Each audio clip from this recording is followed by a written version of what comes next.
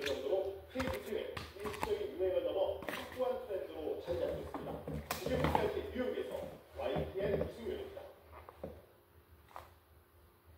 현재 경북과 충북에 시간당 30mm가 넘는 세찬비가 내리고 있습니다. 오전까지 강한 비가 내릴 걸로 보여 주의가 필요한데요. 비가 내리면서 종일 선선하다는 예보입니다. 자세한 날씨는 기상센터 연결해 알아보겠습니다. 이다현 캐스터. 네, 기상센터입니다. 네, 지금 비 상황 전해주시죠. 네, 현재 전국 대부분 지방에 가을비가 내리고 있습니다. 보라색으로 표시된 세종시에는 시간당 30mm가 넘는 세찬 비가 내리고 있는데요. 현재 충남 공주와 부여, 그리고 강원 일부, 경북 일부에는 호우주의보가 이어지고 있습니다. 앞으로 강원 남부 동해안과 충북, 또 전북 서부, 경북 북부의 많은 곳은 80mm 이상의 많은 비가 오겠습니다. 충청과 호남은 아침 9시까지, 영남은 오전까지 시간당 20에서 30mm의 강한 비가 오겠고요. 영서와 충북, 경남 동부는 오후까지, 경북 일부는 밤까지, 영동은 내일 오전까지 비가 이어질 것으로 보입니다. 오늘은 겉옷 챙기셔야겠습니다. 비가 내리면서 서늘한데요. 현재 서울의 기온은 17.5도, 춘천은 16.4도에 머물고 있고 낮에도 서늘합니다. 서울이 24도, 춘천 23도, 강릉은 22도에 머물겠고 남부지방은 대구가 28도, 창원은 29도까지 오를 것으로 보입니다. 내일부터는 일교차도 크게 벌어집니다. 감기 걸리지 않도록 건강관리도 잘 해주시길 바랍니다. 날씨였습니다. 네, 제17호부터 19호까지 3개의 태풍이 동시에 발생했습니다. 세 태풍 모두 우리나라를 비껴가지만 수증기를 공급해서 가을 홍우를 부를 가능성이 있습니다. 김승주 기자의 보도입니다. 먼 남해 3개의 선두리 구름이 보입니다. 17호부터 19호까지 3개의 태풍이 동시에 발생한 것입니다. 이 태풍들은 다행히 우리나라로 확산하지는 않을 전망입니다. 17호 미탁과 18호 라가사는 중국 홍콩 부근으로 향할 것으로 보입니다. 19호 태풍 너구리는 일본 원남동 해상으로 진출하겠습니다. 하지만 태풍이 간접 영향을 줄 가능성은 남아있습니다. 17호와 18호 태풍이 남긴 수증기가 우리나라로 공급되며 비구름이 강화할 것으로 보입니다. 우선 밤사이 전국에 20에서 60mm, 많은 곳은 100mm가 넘는 호우가 내리는 것이 첫 번째입니다. 비구름은 토요일 새벽부터 오전 사이에 더 강해지겠고 특히 충남권과 전국은 시간당 30에서 50mm의 매우 강한 비가 내리겠습니다. 다음 주 중반에는 강하게 발달하는 18호 태풍이 수증기를 공급하며 가을 호우가 쏟아질 수도 있습니다. 기상청은 극한호우로 내릴 가능성도 있는 만큼 철저한 주의가 필요하다고 밝혔습니다. YTN 김진우입니다. 그렇지만 가뭄을 겪고 있는 강릉에 도암댐이 24년 만에 수문을 열고 방류수를 공급하는데요.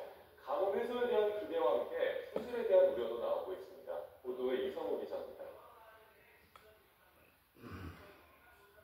강릉 납대천 상류에 도착기와 덤프 트럭이 분주히 오가며 공사가 이어지고 있습니다. 도암댐 비상 방류에 대비한 현장 정비입니다. 한국수력원자력은 도암댐 도수 관로를 열어 하루 맞춤에 물을 흘려보낼 계획인데 도암댐이 수문을 여는 건 무려 24년 만입니다. 방류수는 납대천으로 흘러나가 임시 취수장을 통과해 홍제 정수장으로 유입됩니다.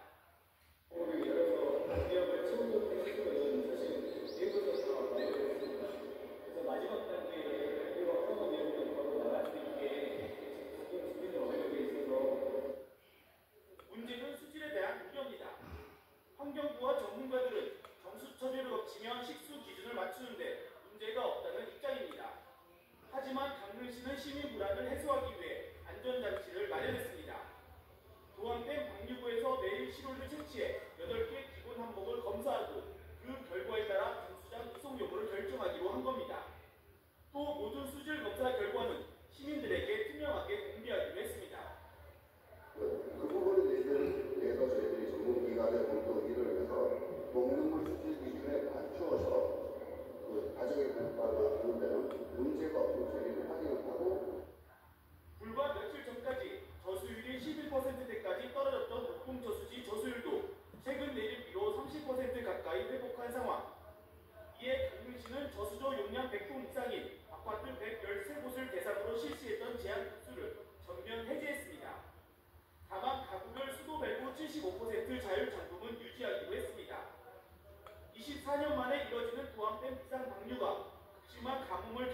강릉에 숨통을 쥐어줄 수 있을지 주목됩니다.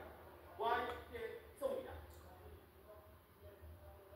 이재명 대통령이 제80차 유엔 총회 고위급 정상회의 참석을 위해 오는 22일부터 26일까지 미국 뉴욕을 방문합니다.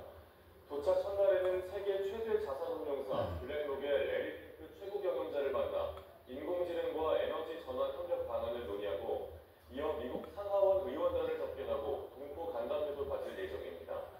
이튿날인 23일에는 유엔 총회에서 기조연설에 나서 민주 대한민국의 복귀를 선언하고 한반도 정책 등 우리 정부의 외교 비전을 제시할 예정입니다.